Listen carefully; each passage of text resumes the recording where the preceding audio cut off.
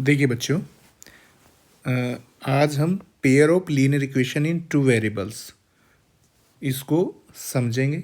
ठीक है, इस पर कैसे क्वेश्चन आते हैं वो भी समझेंगे। ठीक है, तो चलिए शुरू करते हैं। Pair of linear equations in two variable in two variables. ठीक है, देखिए, तो pair of linear equation in two variables, तो हमारे पास देखिए दो इक्वेशन होंगी linear equation in two variable. पहली इक्वेशन को हम लिख सकते हैं a1x plus b1y plus c1 is equal to 0। और दूसरी इक्वेशन को हम क्या लिख सकते हैं, a2x plus b2y plus c2 is equal to 0। ठीक है, तो ये हमारे पास दो क्या हैं, linear equation in two variable. इनमें कौन कौन से वेरिएबल हैं, एक्स एंड वाई। ठीक है, तो एक बात आपको याद रखनी है, अगर हमारे पास कोई भी लीनियर इक्वेशन है, चाहे वो एक वेरिएबल में है या दो वेरिएबल में, उसका जब हम ग्राफ ड्रॉ करेंगे तो वो एक सीधी लाइन बनता है। तो ग्राफ कैसा बनता है, सीधी लाइन, स्ट्रेट लाइन। तो हम कह सकते हैं ये हमारे पास दो क्या हैं, स्ट्रेट लाइन है। ठीक है, ये क्या है, हमारे पास दो स्ट्रेट लाइन। तो ये एक स्ट्रेट लाइन और ये दूसरी स्ट्रेट लाइन। ठीक है, तो ये दो हमारे पास स्ट्रेट लाइन है। अब देखिए ये दो स्ट्रेट लाइन कैसी कैसी हो सकती हैं, तो यहाँ पर तीन केस बन जाएंगे। तो यहाँ पर केस कितने बनेंगे, 3 केस। तो पहले हम केस 1 को लेते हैं। तो देखिए केस 1 क्या होगा, केस 1। तो देखिए केस 1 में ये दोनों जो लाइन है वो कैसी हो सकती हैं, दोनों लाइन कैसी हो सकती हैं, पैरेलल लाइन। ठीक है, तो दोनों लाइन कैसी हो सकती हैं, पैरेलल लाइन हो सकती हैं। एक लाइन ये हो गई और दूसरी लाइन ये हो गई। ठीक है, तो दोनों कैसी लाइन होंगी, पैरेलल लाइन। ठीक है, तो पहली इक्वेशन को हम लिख सकते हैं, इस लाइन की इक्वेशन को लिख सकते हैं a1x plus b1y plus c1 is equal to 0। और सेकंड लाइन की इक्वेशन क्या होगी, a2x plus b2y plus c2 is equal to 0। ठीक है, तो केस 1 में दोनों लाइन कैसी होंगी, पैरेलल लाइन होगी। तो हम देखिए इनके बारे में क्या क्या लिख सकते हैं। पहली बात देखिए क्या लिख सकते हैं, ये दोनों लाइन कैसी हैं, पैरेलल लाइन। दोनों क्या हैं, पैरेलल लाइन से। तो देखिए जो पैरेलल लाइन होती है, पैरेलल लाइंस का दूसरा नाम क्या होता है, दूसरा नाम क्या होता है, इनकंसिस्टेंट। इन्हें हम इनकंसिस्टेंट भी बोल सकते हैं। क्या बोल सकते हैं, इनकंसिस्टेंट। ठीक है, ये दोनों क्या क्या हैं, इनकंसिस्टेंट है। ठीक है, ये दोनों इनकंसिस्टेंट है। ठीक है, और क्या कह सकते हैं, देखिए इन दोनों में कॉमन पॉइंट कितने हैं। ठीक है, तो इन दोनों में कॉमन पॉइंट कितने हैं, कोई भी इनमें कॉमन पॉइंट नहीं है। तो कॉमन पॉइंट कितने हैं इनमें, कॉमन पॉइंट्स, तो हम कह सकते हैं इन दोनों में कोई भी कॉमन पॉइंट नहीं है, नो कॉमन पॉइंट। ठीक है, कोई भी कॉमन पॉइंट नहीं है दोनों में, नो कॉमन पॉइंट। ठीक है, तो देखिए जितने कॉमन पॉइंट होते हैं उतने ही क्या होते हैं, सॉल्यूशन। ठीक है, कॉमन पॉइंट को ही हम क्या बोलते हैं, सॉल्यूशन बोलते हैं। तो दोनों में जब कॉमन पॉइंट ही नहीं है तो दोनों में कोई भी सॉल्यूशन भी नहीं होगा। तो नंबर ऑफ सॉल्यूशन कितने होंगे दोनों के, number of solutions, number of solution कितने होंगे, कोई भी इनमें सॉल्यूशन, नो सॉल्यूशन, तो हम क्या कह सकते हैं, नो सॉल्यूशन, तो दोनों का कोई भी सॉल्यूशन नहीं होगा। ठीक है। अब देखिए अगर दो लाइन कैसी होती हैं, पैरेलल, तो उनकी कंडीशन क्या होती है, कंडीशन क्या होती है, इस कंडीशन को आपको ज़रूर याद रखना है। इनकी कंडीशन क्या होती है पैरेलल लाइन की, तो देखिए पैरेलल लाइन की कंडीशन होती है A1/A2, ये होता है हमारा पहला रेशो, कोपिशेंट ऑफ एक्स का जो रेशो होता है A1/A2। ठीक है, दोनों इक्वेशन में कोपिशेंट ऑफ एक्स को हम लेते हैं, ठीक है, A1/A2। सेकेंड रेशो क्या होता है, कोपिशेंट ऑफ वाई, तो दोनों इक्वेशन के वाई के कोपिशेंट को हम लेते हैं इसमें, तो क्या होगा B1/B2।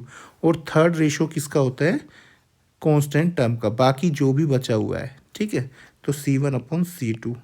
तो ये तीन रेशो होते हैं, A1/A2, B1/B2 और C1/C2। तो इस केस में जब दो लाइन पैरेलल होती हैं तो इनमें पहले दो रेशो, फर्स्ट टू रेशो तो आपस में क्या होते हैं, इक्वल होते हैं, लेकिन जो थर्ड रेशो होता है वो क्या होता है, इन दोनों रेशो से क्या होता है, डिफरेंट होता है, नॉट इक्वल टू। ठीक है, तो ये वाली कंडीशन आपको याद रखनी है, इस कंडीशन पर बेस क्या आते हैं, क्वेश्चन आते हैं। ठीक है, तो ये हमने किसके बारे में डिस्कस किया है, पैरेलल लाइन के बारे में। ठीक है, तो याद रखिएगा अगर दो लाइन पैरेलल हैं, ठीक है, तो उन्हें हम क्या बोल सकते हैं, इनकंजिस्टेंट। ठीक है, और कॉमन पॉइंट कितने होंगे उनमें, कोई भी कॉमन पॉइंट नहीं होगा, और कॉमन पॉइंट नहीं है तो उनमें सॉल्यूशन भी नहीं होगा। ठीक है, कॉमन पॉइंट को ही हम सॉल्यूशन बोलते हैं ना, तो जब कॉमन पॉइंट ही नहीं है तो सॉल्यूशन भी नहीं होगा। और अगर दो लाइन क्या है पैरेलल, तो कंडीशन क्या होती है उसमें, क्या कंडीशन हम यूज़ करते हैं, पहला रेशो और दूसरा रेशो आपस में क्या होते हैं, इक्वल होते हैं, थर्ड रेशो क्या होता है, इन दोनों रेशो से अलग होता है। ठीक है, तो ये कंडीशन हमें याद रखनी है। अब आते हैं सेकंड केस पर, तो ये हमारा फर्स्ट केस कंप्लीट हो गया जिसमें दोनों लाइन क्या होती हैं, पैरेलल। अब आते हैं हम इसके सेकंड केस पर, तो देखिए सेकंड केस में क्या होगा, सेकंड केस में क्या होगा, केस नंबर 2, तो देखिए केस नंबर 2 ले लेते हैं। तो सेकंड केस में दोनों लाइन कैसी हो सकती हैं, इंटरसेक्टिंग लाइन, एक लाइन हमारी ये हो गई, ठीक है, इस लाइन की इक्वेशन लिख लेते हैं, क्या है इसकी equation, A1x plus B1y plus C1 is equal to 0।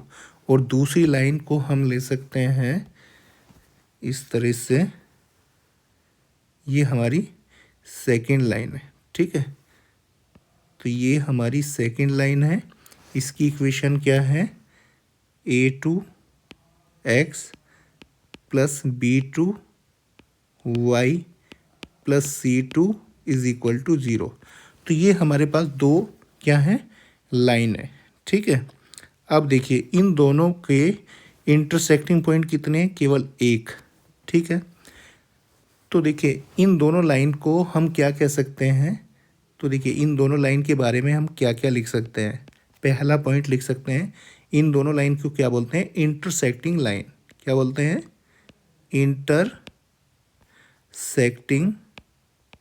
Intersecting lines बोलते हैं इन दोनों को। ठीक है, इनका दूसरा नाम क्या होता है, इंटरसेक्टिंग लाइन का, इंटरसेक्टिंग लाइन का दूसरा नाम होता है कंजिस्टेंट लाइन। ठीक है, कंजिस्टेंट।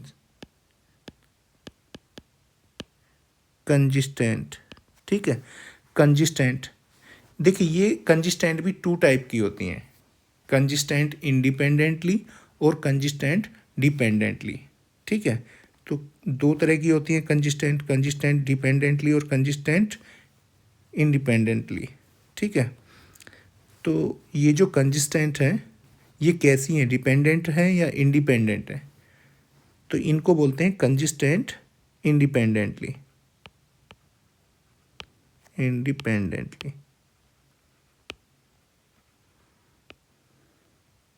ठीक है, तो ये क्या है, कंजिस्टेंट इंडिपेंडेंटली है, ठीक है।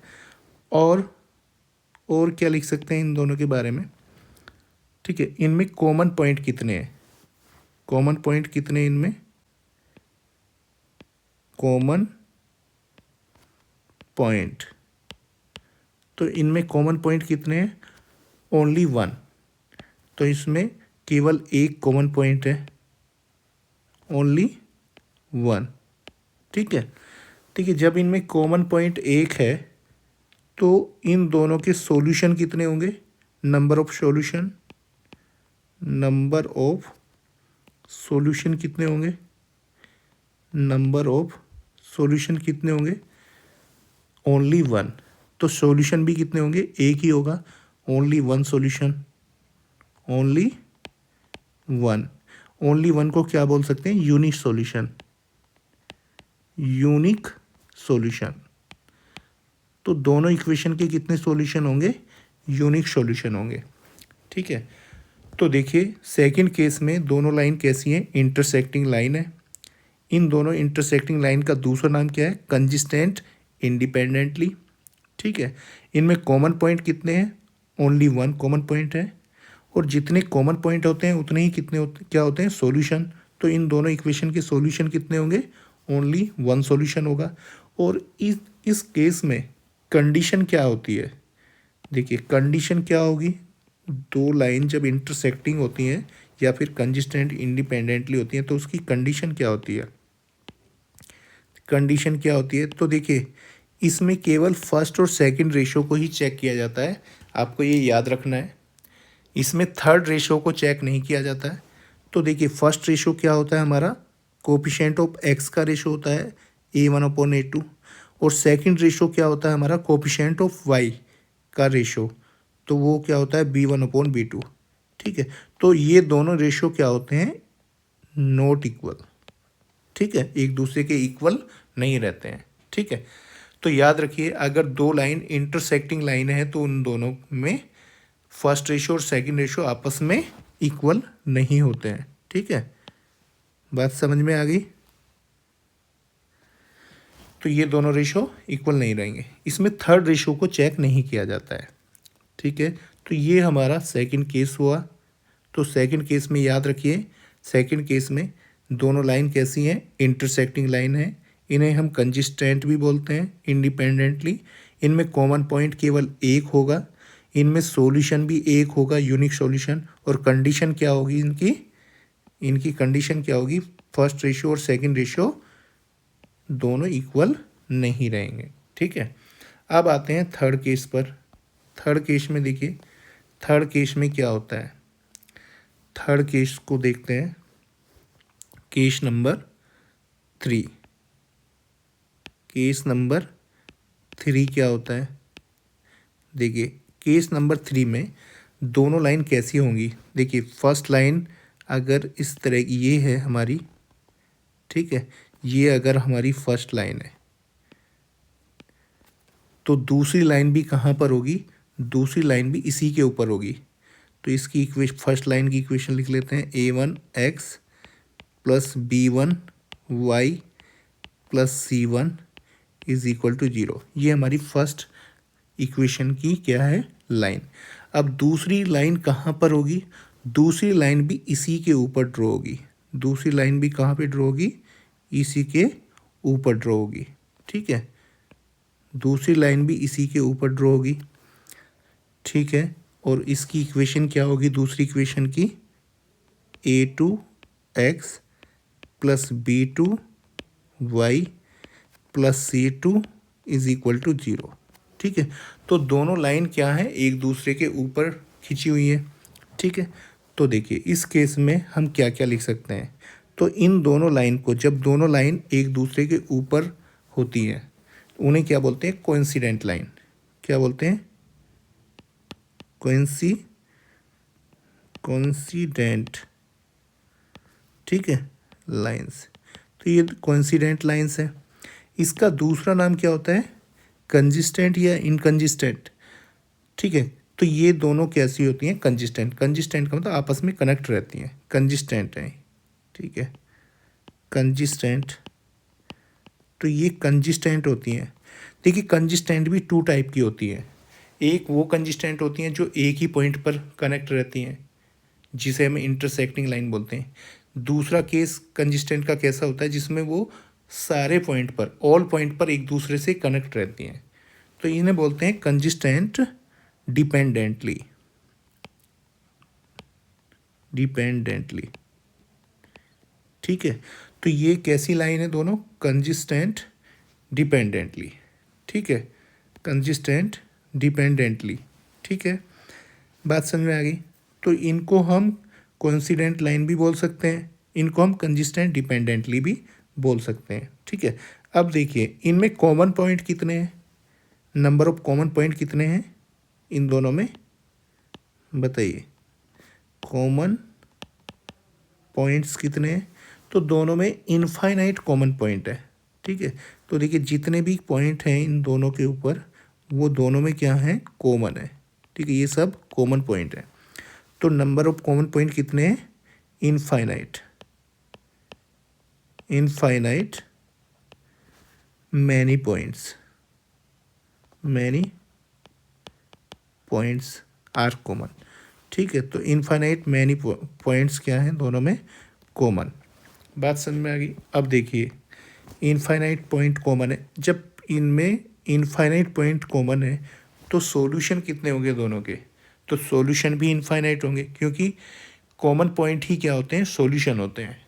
तो इन दोनों के सॉल्यूशन कितने होंगे, number of solution, number of solutions कितने होंगे, नंबर ऑफ सॉल्यूशंस भी कितने होंगे, infinitely many solution.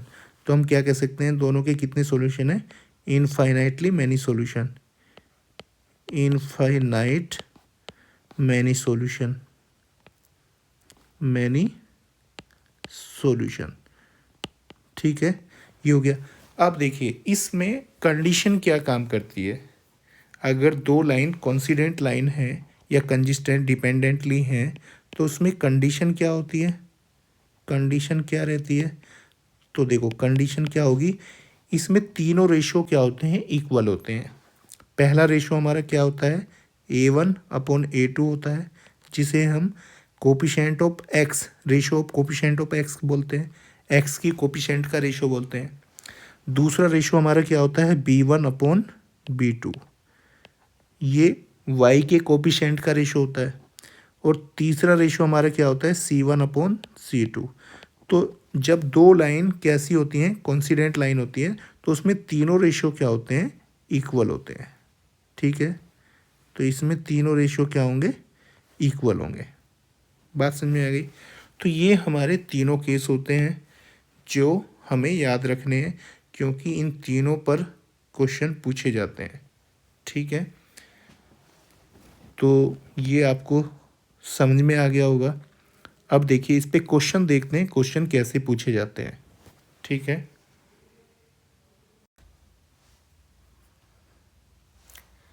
Question number 3, the pair of equations x + 2y + 5 = 0 and -3x - 6y + 1 = 0 have option A unique solution, option B exactly two solutions, option C infinite many solution and option D no solution. तो देखिए हमारे पास ये दो क्या है, linear equation in two variables. हमें ये चेक करना है इन दोनों इक्वेशन के कितने सॉल्यूशन होंगे, ठीक है। तो देखो आपको क्या करना है, देखिए इसका सॉल्यूशन समझते हैं। तो सबसे पहले इन दोनों इक्वेशन को लिख लेते हैं, ठीक है। तो हमारे पास गिवन इक्वेशन क्या है, गिवन इक्वेशंस। तो गिवन इक्वेशन हमारे पास क्या है, x + 2y + 5 = 0, ये हमारी इक्वेशन नंबर 1 है। और दूसरी इक्वेशन क्या है हमारे पास, -3x प्लस, सॉरी माइनस होगा, -6y plus 1 is equal to 0। ये दो इक्वेशन हमें दी हुई है, ठीक है। तो देखिए here a1 is equal to, तो a1 कितना दिया हुआ है, a1 क्या होता है, कोपिशेंट ऑफ x, जो x का कोपिशेंट होता है। इक्वेशन 1 में x का कोपिशेंट क्या है, 1, तो हम क्या लिख सकते हैं, a1 की वैल्यू क्या है हमारे पास 1, ठीक है। b1 is equal to, b1 क्या होता है, b1 होता है coefficient of y। Equation first में जो y का कोपिशेंट होता है, तो y का कोपिशेंट क्या है, प्लस का 2। और c1 is equal to, c1 क्या है, देखिए जो x की कोपिशेंट और y की कोपिशेंट से अलग जो भी कुछ बचता है वो सब क्या होता है, c1। तो ये पूरा क्या होगा, c1। तो c1 की वैल्यू हमारे पास 5 है, ठीक है। और a2 की वैल्यू क्या है, a2 क्या होगा, x का कोपिशेंट इक्वेशन 2 में, तो क्या है ये -3। और b2 क्या है, b2 coefficient of y, equation 2 में y का कोपिशेंट क्या है, -6। और c2 क्या है, c2 बाकी जो भी बच जाता है वो c2 हो जाता है, वो क्या है 1, ठीक है। तो हमारे पास a1 a2 आ गया, b1 b2 आ गया, c1 c2 आ गया। अब हम क्या करेंगे, रेशो फाइंड करेंगे a1 a2 का, b1 b2 का और c1 c2 का। तो सबसे पहले हम a1 अपॉन a2 का रेशो फाइंड करेंगे। तो a1 अपॉन a2 का रेशो हमारे पास कितना आ जाएगा, 1 अपॉन -3। तो इसको हम क्या लिख सकते हैं, -1 अपॉन 3, ठीक है। ये आ गया। b1 अपॉन b2 का रेशो क्या होगा, b1 अपॉन b2। तो b1 अपॉन b2 का रेशो क्या होगा, 2 अपॉन -6। 2 1 जा 2, 2 3 जा 6, तो ये कितना आ जाएगा, -1 अपॉन 3, ठीक है।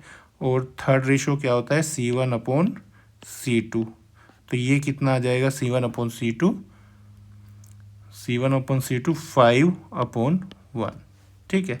तो यहाँ पर आप देख सकते हैं पहले दो रेशो कौन कौन से रेशो, पहले दो रेशो कौन कौन से, a1 अपॉन a2 का रेशो और b1 अपॉन b2 का रेशो। ये दो फर्स्ट रेशो तो क्या है, आपस में इक्वल हैं, ठीक है। लेकिन जो थर्ड रेशो है c1 अपॉन c2 का, वो क्या है, इन दोनों से अलग है, ठीक है। तो देखिए यहाँ पर हम क्या कह सकते हैं, यहाँ पर फर्स्ट रेशो क्या होता है, a1 अपॉन a2 किसके इक्वल है, सेकंड रेशो के इक्वल है, b1 अपॉन b2 के। लेकिन ये दोनों थर्ड रेशो के इक्वल नहीं है, c1 अपॉन c2 के इक्वल नहीं है, ठीक है। तो ये कंडीशन किस में होती है, ये कंडीशन किस में होती है, जिसमें देखिए जब फर्स्ट रेशो और सेकंड रेशो इक्वल होते हैं और थर्ड रेशो क्या होता है, इन दोनों से अलग होता है, तो उस केस में दोनों इक्वेशन जो होती हैं वो कैसी लाइनें रिप्रेजेंट करती हैं, पैरेलल लाइन को। तो जो ये इक्वेशन 1 है उसका जो ग्राफ होगा एक स्ट्रेट लाइन होगा, और जो इक्वेशन 2 है उसका भी ग्राफ एक स्ट्रेट लाइन होगा, और वो पहली लाइन के क्या होगा, पैरेलल होगा। तो ये दोनों, इन दोनों इक्वेशन का ग्राफ इस तरह की ये दो पैरेलल लाइन होंगी, ठीक है। बात समझ में आ गई। तो अगर हमारे पास इस तरह की कंडीशन दी हुई होती है जिसमें पहला और दूसरा रेशो इक्वल होते हैं और तीसरा रेशो क्या होता है, पहले दो रेशो से अलग होता है, डिफरेंट होता है, तो उस केस में दोनों लाइन पैरेलल होती हैं। और पैरेलल होती हैं तो उनमें कॉमन पॉइंट कितने होते हैं, 0, उनमें कोई भी कॉमन पॉइंट नहीं होता है, और कॉमन पॉइंट को ही हम क्या बोलते हैं, सॉल्यूशन। तो इसका मतलब इसमें इन दोनों इक्वेशन का कोई भी सॉल्यूशन नहीं होगा, ठीक है। तो ऑप्शन नंबर डी इसका क्या होगा, सही, ठीक है। इन दोनों इक्वेशन का कोई भी सॉल्यूशन नहीं होगा।